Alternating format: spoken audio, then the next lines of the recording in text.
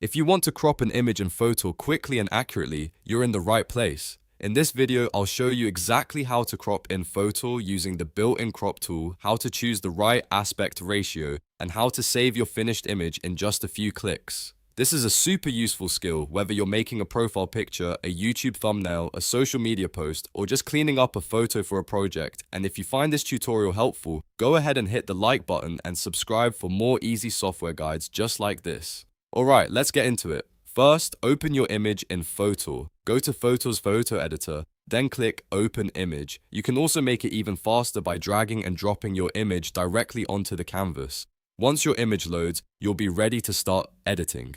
Now, to open the crop tool, look over to the left sidebar and click the Adjust tab. Inside that panel, find the Crop and Rotate section. Under that section, click Crop. This will bring up the cropping options and the crop box directly on your image. At this point, you have a few different ways to crop depending on what you need. If you want full control, use Freeform or Custom Crop. Just click and drag the corner handles or the side handles on the crop box to trim the image to any size you want.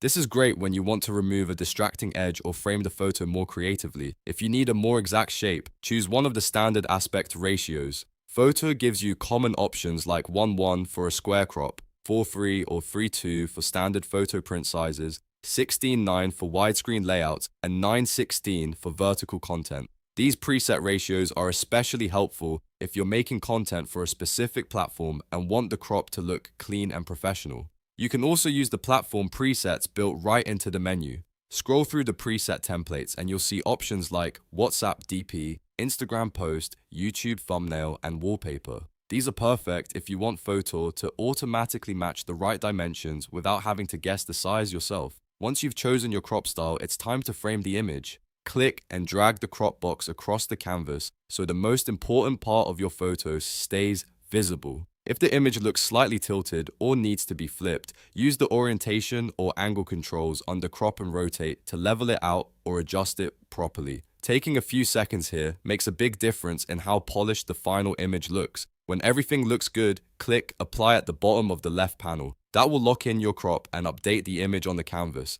From there, all that's left is saving your work. Click Download in the top right corner to export your cropped image to your device. And that's it. You've successfully cropped an image in Fotor. Whether you're resizing for social media, creating a thumbnail, or just improving the composition of a photo, this is one of the fastest edits you can do.